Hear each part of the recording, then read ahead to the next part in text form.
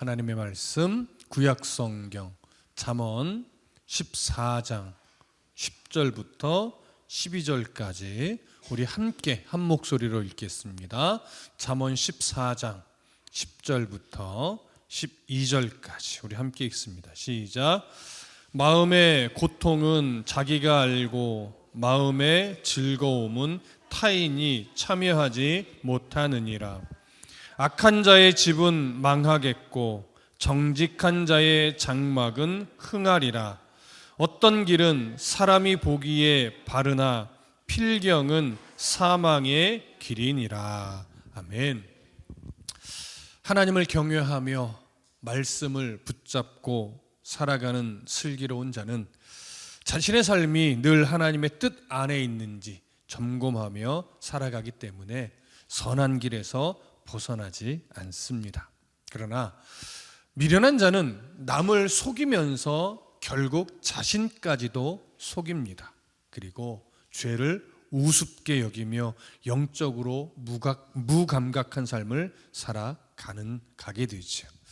그렇기 때문에 우리는 하나님이 주시는 기회의 시간을 허비하지 않고 영적인 감각을 늘 바르게 세우며 하나님의 뜻 안에서 살아가기 위해 애써야 하는 겁니다. 자, 이제 오늘 본문을 통해서 또 솔로몬이 우리에게 어떤 지혜를 제시하고 있는지 함께 살펴보겠습니다. 자, 10절 다 같이 한 번 더 읽겠습니다. 10절입니다. 시작. 마음의 고통은 자기가 알고 마음의 즐거움은 타인이 참여하지 못하느니라. 자, 사실 이 구절은 해석하기가 조금 어려운 구절입니다. 그러나 본문에 있는 마음들을 잘 살펴보면 우선은 사람의 마음에 있는 고통이나 즐거움이 다른 사람과 온전히 나눌 수 없다는 의미를 가지고 있는 것은 분명합니다. 우리도 다 사실은 인정하는 부분이지만 아무리 친하고 마음을 나누는 그런 사이라 할지라도 그 한 사람이 겪고 있는 고통을 공감해 주는 것에는 한계가 있습니다. 이는 그 사람의 고통을 공감해 주기 싫어서가 아니라 사람이라는 존재가 넘어설 수 없는 이기적인 성향 때문에 그렇습니다. 그래서 정말 그 아픔을 함께 나누고 싶지만 나누는 것에는 한계가 있다는 거죠. 이건 고통뿐만 아니라 한 사람의 기쁨에 대해서 함께 즐거워해 주는 마음에도 동일합니다. 진심으로 기뻐해 주려고 하고 진심으로 함께 즐거워해 주려고 하지만 그 사람처럼 완전하게 그 기쁨에 동참해 주기는 참 어렵습니다. 그렇기 때문에 사람이 가지고 있는 사랑이라는 것은요, 어쩔 수 없이 이기적인 사랑일 수밖에 없어요. 그런데 그럼에도 성경은, 하나님은 타인의 고통에 함께 울어주고 타인의 기쁨에 함께 즐거워해 주기를 요구합니다. 그래서 바울도 로마서 12장 15절에서 즐거워하는 자들과 함께 즐거워하고 우는 자들과 함께 울라고 그렇게 교훈했던 거죠. 이 세상은 그리스도인이건 아니건 모두가 다 기쁨도 슬픔도 가지고 살아갑니다. 이때 성도라면 더더욱 남의 기쁨을 배아파하지 말아야 하죠. 특히 원수 같은 자가 잘 될 때 우리는 더 배아파하지 말아야 합니다.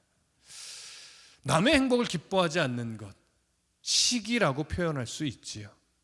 남의 불행을 슬퍼해 주지 않는 것, 매우 비인간적인 사람이라고 말할 수 있겠죠.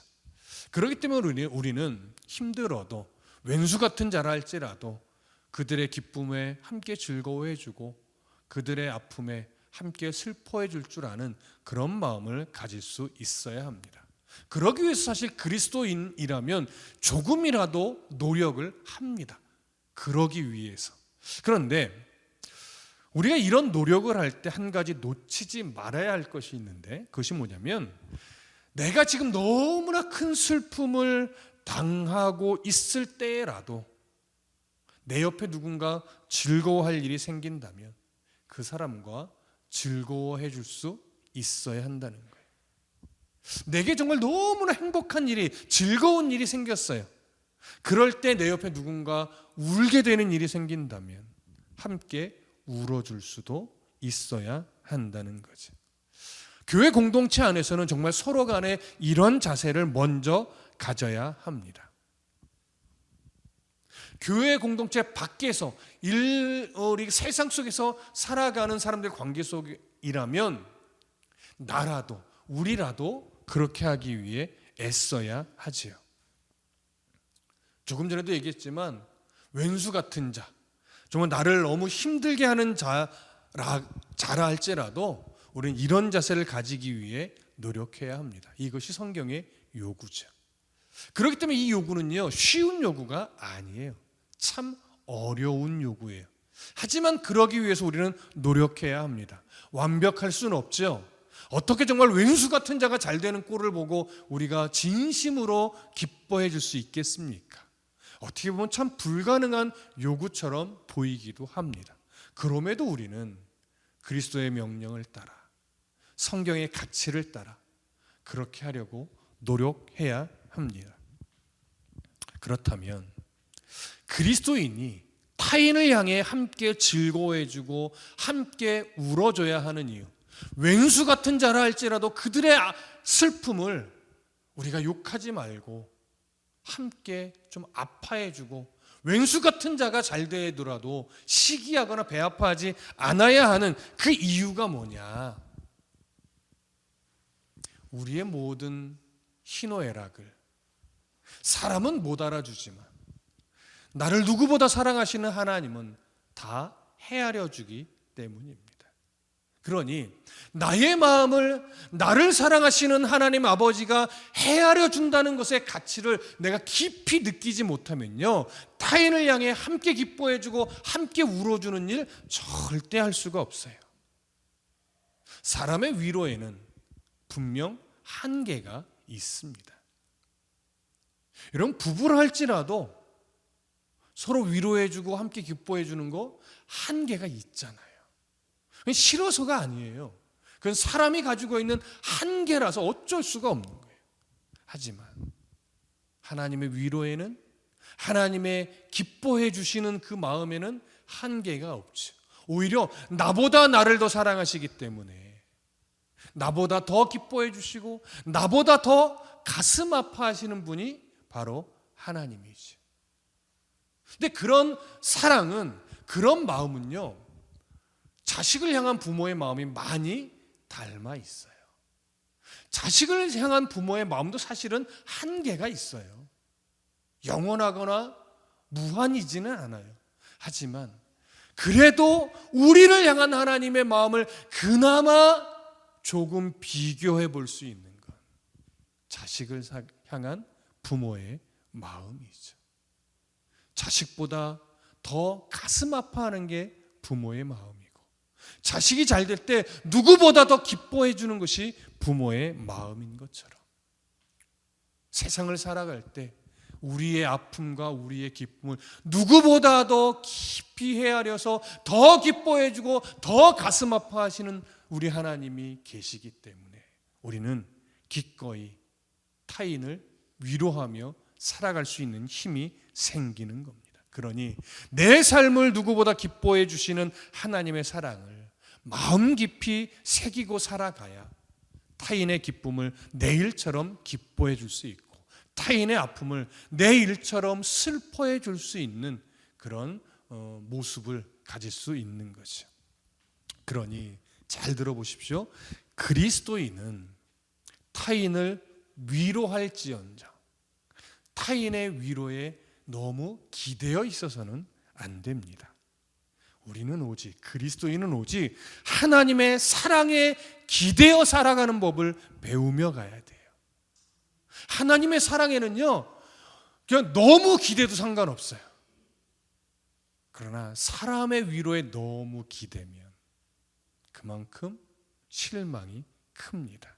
그러니 우리의 그리스도인의 태도는요, 날 좀 위로해줘가 아니라 나는 위로해주지만 나는 사람의 위로를 너무 기대하지 않고 살아가셔야 돼요. 그러기 위해서 나를 위로하시는 하나님의 사랑을 늘 바라보며 하나님께 기대는 법, 이걸 배워야 하죠. 하나님께 기대어야 한다라고 아무리 말하지만요, 인생을 통해 기대는 법을 배우지 못하면 하나님을 의지하거나 하나님께 기대질 못해요. 하나님의 사랑을 늘 느낄 수 있어야 됩니다. 하나님의 사랑을 늘 배워야 돼요. 제가 노래가 어려워서 부르지는 잘 못하는데 참 은혜 받고 있었던 찬송 중에 하나가 세상을 사는 지혜라는 노래 찬송이에요. 이 찬양이 쉬운 것 같지만 되게 부르기가 어려워요. 그래서 잘 못 부르는데 가사의 제목이 이래요. 하늘을 볼 겨를도 없이 정신없이 살다가 마음의 먹먹함이 내 삶을 짓누를 때 그때서야 주님을 찾습니다. 행복을 느낄 겨를도 없이 분주하게 세상을 살다가 인생의 허무함이 내 삶을 짓누를 때 그때서야 주님을 찾습니다. 오늘도 여전히 주님은 그 자리에서 우리를 끊임없이 돌보시는데 부족한 내 영혼은 아직도 갈 길을 모릅니다. 언제나 사랑의 주님은 그 자리에서 끝까지 놓지 않고 붙드시는데 부족한 내 마음은 아직도 돌아올 줄을 모릅니다. 여러분, 이 가사를 보면 세상을 사는 지혜는 결국 하나님의 마음을 헤아리게 될 때 배우게 되는 것 같아요. 하나님의 마음이 어디에 있는지, 하나님이 나를 지금 어떻게 바라보고 계시는지, 지금 하나님이 어디에 계시는지, 이걸 말씀을 근거로 바르게 할 때 정말 세상을 사는 지혜가 생기는 것 같아요.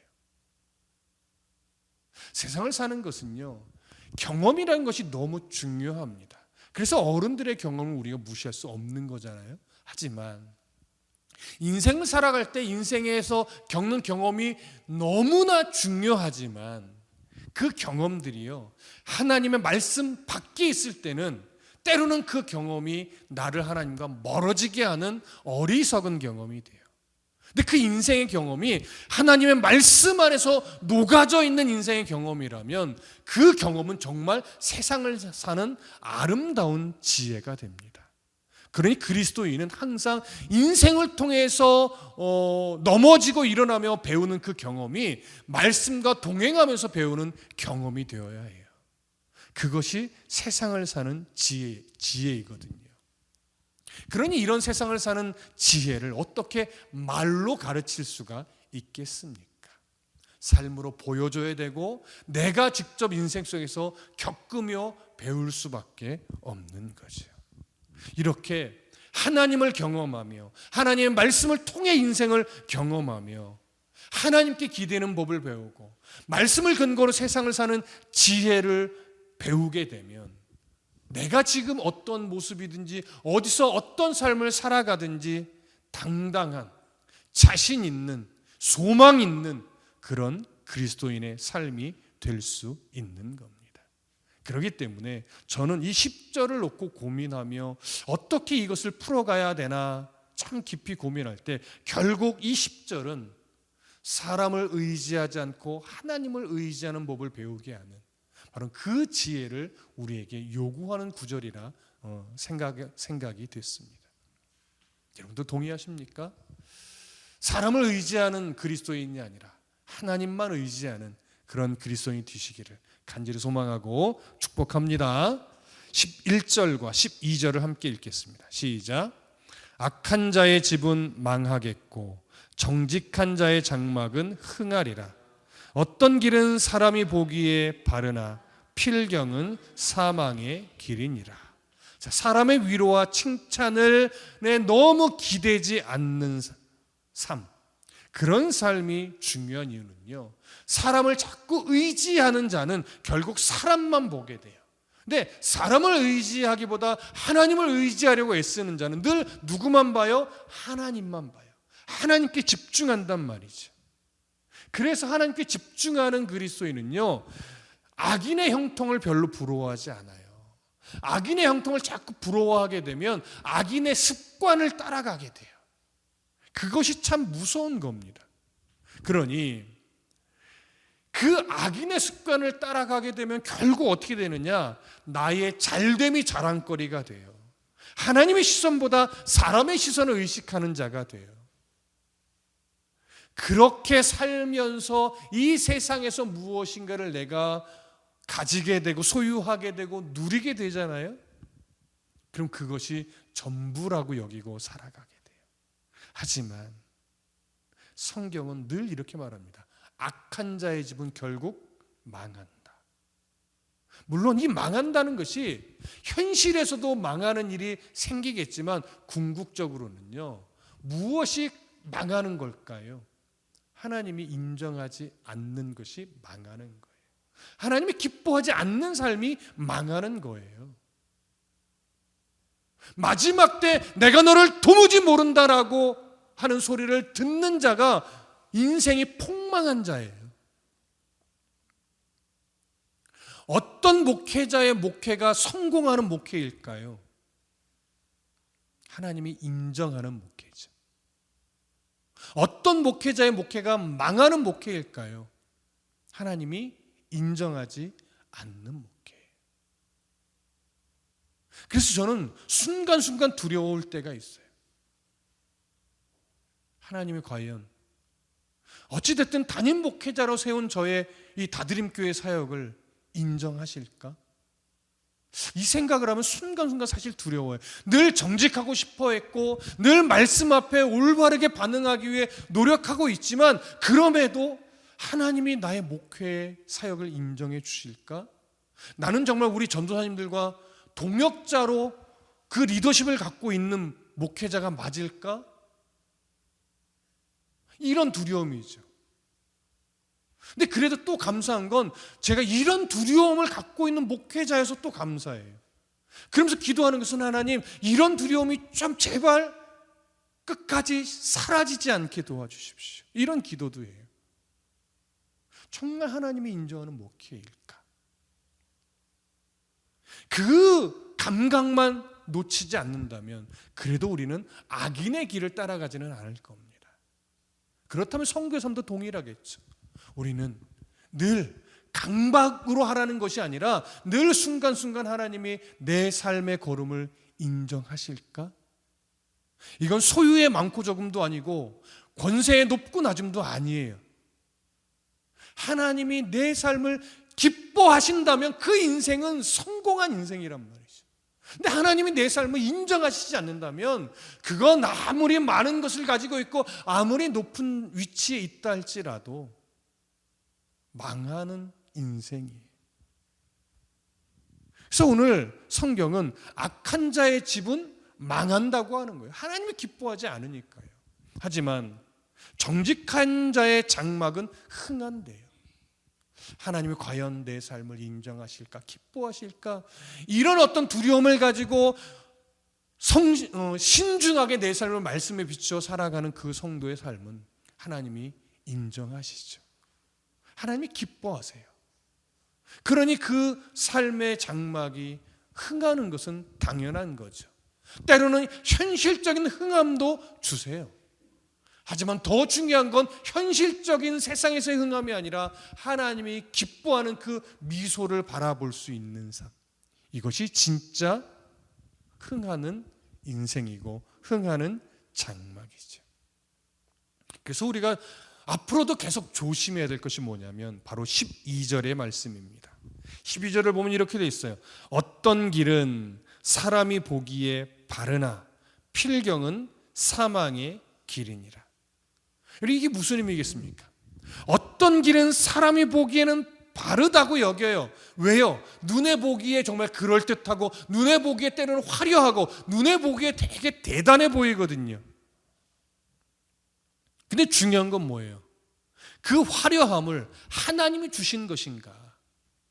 이거를 점검해야 되는 거죠.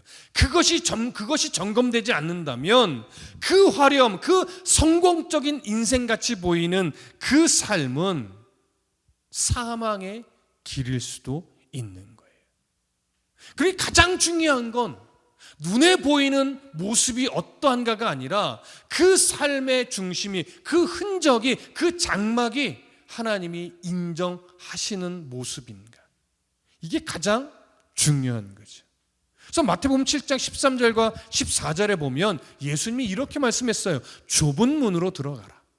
멸망으로 인도하는 문은 크고 그 길이 넓어 그리로 들어가는 자가 많고 생명으로 인도하는 문은 좁고 길이 협착하여 찾는 자가 적음이라. 사실 이 구절은요, 예수님 당시로 본다면 많은 하나님의 백성이 율법의 정신을 잘못 해석하여서 하나님이 원하시지 않는 길로 가고 있었기 때문에 하시는 말씀입니다. 많은 유대인들이 사람의 눈을 의식하여 기도하고 사람의 시선을 의식하여 구제하고 사람의 시선을 의식하며 종교 활동을 했지요. 그래서 많은 사람 앞에 존경받기를 좋아하고 높은 자리에 앉기를 즐거워하며 그렇게 의로운 사람 행세를 했습니다. 그러다 보니 많은 사람의 존경을 받았어요. 인정을 받았어요. 그러니 그런 사람의 삶은 되게 화려해 보이기도 했습니다. 그러나 아무리 종교적으로 뛰어나고 경건해 보이고 많은 사람의 존경을 받으며 입맞춤을 받기도 하고 그렇게 기도하고 구제하고 헌금을 했어도 하나님이 인정하지 않는 그 사람의 길은 오늘 솔로몬이 필경 사망의 길이라고 합니다. 그것이 오늘 마태복음에서 예수님 말씀하는 그것이 넓은 길이에요. 그러나 예수님 말씀하신 그 좁은 길은 뭡니까? 바로 보잘것없어 보이는 문이에요. 화려해 보이지 않는 문이에요. 그래서 이렇게 말하죠. 꼭 그렇게 예수를 믿어야 해? 꼭 그런 식으로 예수를 믿어야 돼? 아우 답답해. 좀 즐길 거 즐기고 누릴 거 누리고 좀 마음껏 뭔가 좀 하면서 그렇게 좀 예수 믿으면 안 돼? 라고 말하죠. 그래서 세상 사람들은 정말 올바르게 그리스도인으로 살려고 하는 사람들을 답답하게 봅니다. 때로는 미련하게 보기도 하지요. 그래서 그 세상도 놓치고 싶지 않고 교회도 나가야 하는 그런 사람들이 그 중간에 경계선에서 항상 왔다리 갔다리 하는 그런 삶을 살 수밖에 없는 거예요. 화려함도, 세상의 화려함도 누리고 싶고 말씀 안에서 하나님의 은혜도 받고 싶고 하지만 그게 가능할까요? 성경은 단적으로 이렇게 말합니다. 하나님과 재물을 겸하여 섬길 수 없다. 화려함 뒤에 감춰져 있는 그런 미혹들, 유혹들 사람은 이길 수 없기 때문에 그렇습니다. 그 유혹 안으로 들어가도 나는 유혹을 이길 수 있어 라고 말하는 것은 소돔성 곁으로 가서 장막을 쳤던 롯의 모습과 똑같습니다. 그 풍요와 화려함은 누리면서 죄와는 가까이 하지 않을 수 있다라고 자만했던 롯. 결국 그의 장막은 소돔성 안으로 들어가 버렸고 그는 결국 소돔성의 어떤 유지의 위치까지 올라서는 그 소돔성 사람과 별반 다르지 않는 삶을 살았던 롯을 우리는 보았습니다. 이것처럼 여러분 세상에서 누릴 건 마음껏 누리면서 하나님을 섬길 수는 없습니다. 그렇기 때문에 세상 속에서 하나님이 기뻐하지 않는 것을 포기할 수 있어야 하나님이 기뻐하는 정직한 삶, 멸망의 길이 아닌 하나님이 기뻐하는 영광의 삶, 거룩한 삶, 의인의 삶을 살아갈 수 있는 겁니다. 성경은 이렇게도 말합니다. 넓은 길에서 많은 사람의 인정을 받고 많은 사람의 존경을 받고 그렇게 사람에게 보이려고 기도하고 구제했던 그 사람들은 이미 자기 상을 다 받았다고 말합니다. 하나님께 받을 상이 그들에게는 하나도 없다고 말합니다. 여러분, 어쩔 수 없이 그리스도인은 화려하지는 않지만, 좁고 협착하지만 하나님이 기뻐하는 그 길 위에 서서 삶을 살아가야만 합니다. 왼수 같은 이가 잘 됐을 때 기꺼이 박수를 쳐줄 수 있어야 하고, 왼수 같은 이가 안 됐을 때, 잘못된 슬픔을 맞이했을 때 고소하다고 비웃지 말고 같이 가슴 아파해 줄 수 있는 그런 마음의 태도를 가져야 합니다. 누가 이러고 싶겠습니까?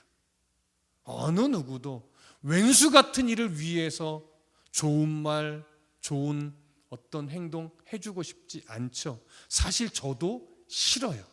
저도 못할 것 같아요.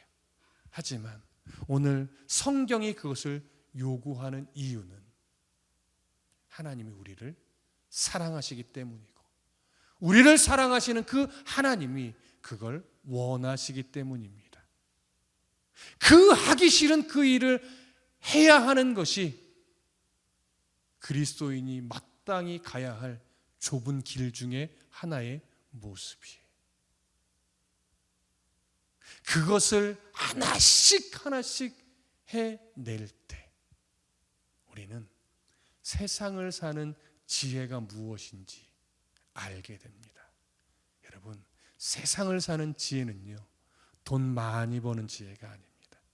세상을 사는 지혜는요, 어떻게 하면 명예를 얻을 수 있을까? 그것을 얻는 지혜가 아닙니다. 세상을 사는 지혜는 고난 속에서 기뻐할 수 있는 지혜예요.